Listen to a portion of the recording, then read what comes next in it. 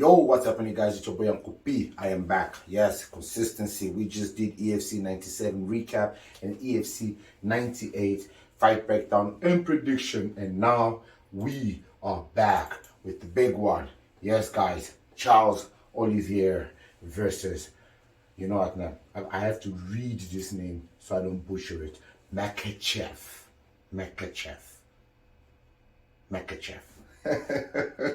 Well, guys, UFC 280 is on the way. This is probably Charles Oliveira's toughest fight to date.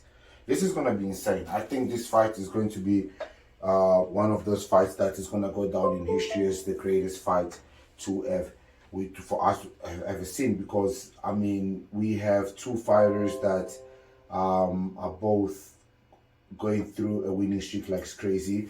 Obviously, Makhachev is Khabib's protege. English has betrayed me. What?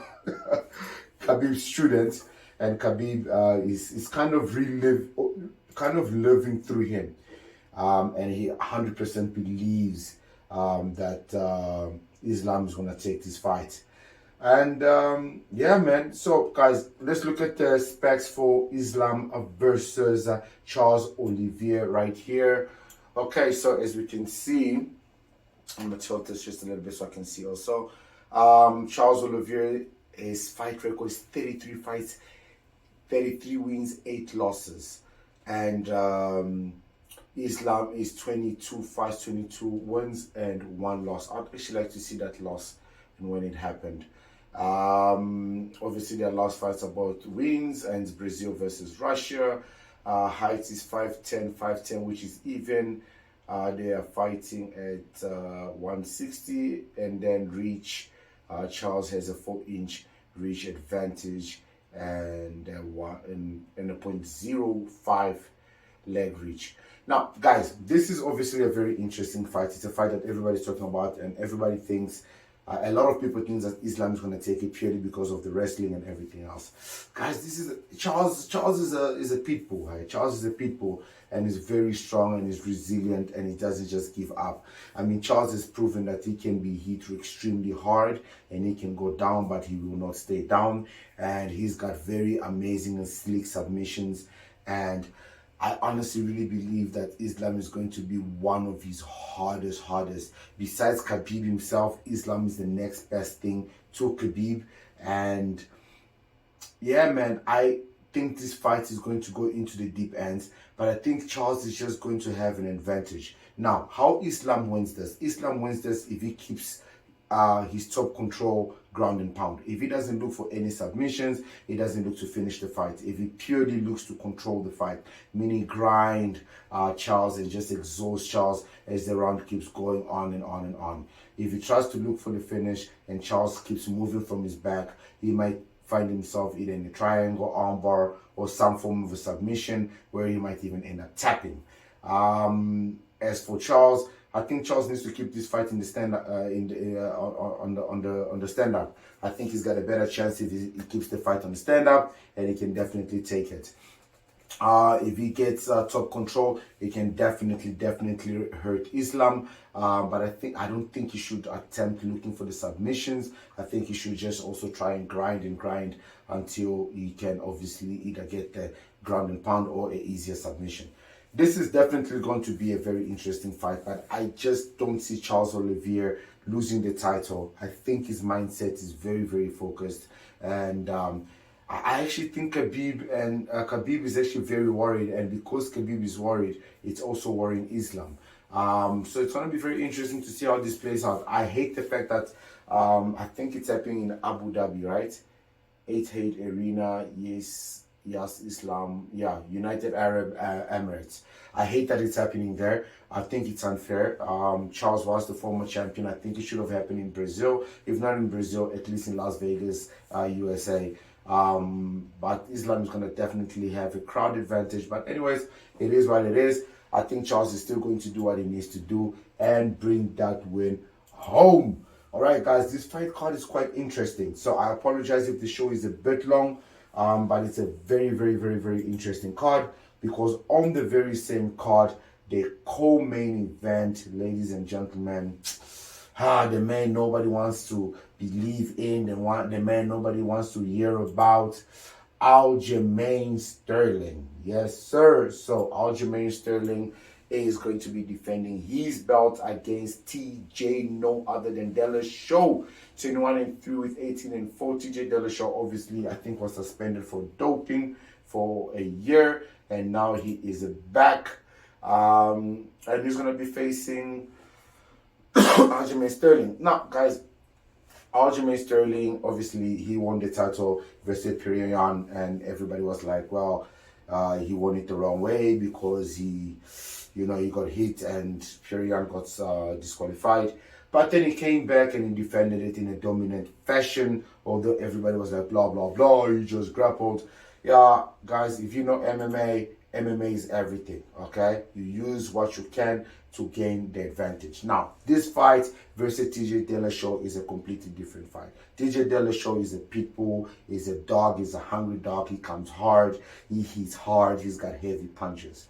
But that can be a massive, massive disadvantage in this fight because Aljamain has shown that Sterling has shown that he can grapple, that he can take a fight down, a tough opponent, because even Perion fought the very same way. He's a hard puncher, a strong puncher.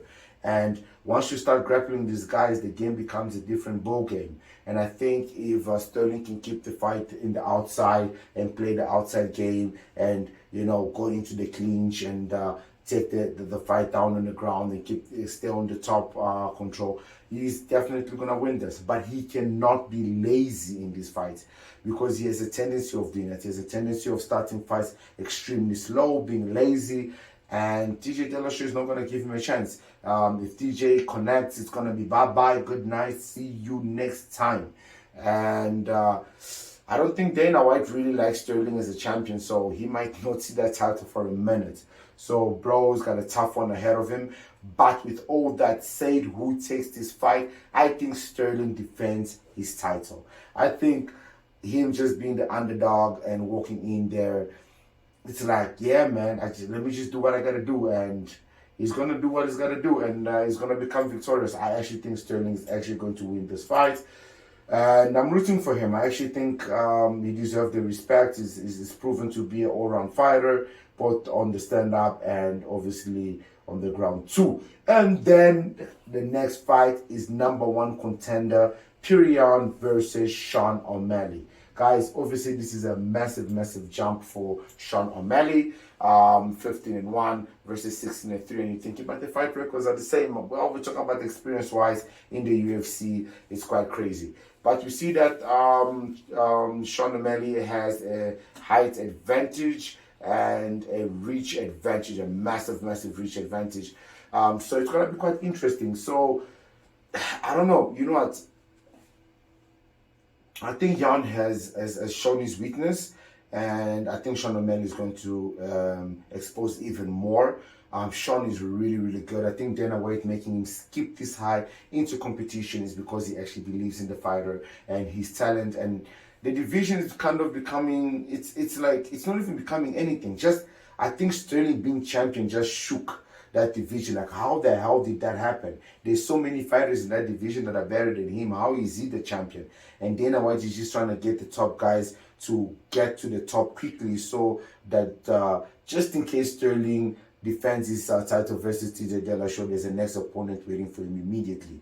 Dana doesn't want that dude keeping that title for too long. On this fight here, I think Sean O'Malley is going to take it. I think Perion is either going to come too hard or he's going to come too calm, composed to show they knew him, and Sean is just going to pick him apart from the outside. And his rushing in is going to lead to Sean obviously, grappling him, and he exposed himself that his grappling is his weakest point.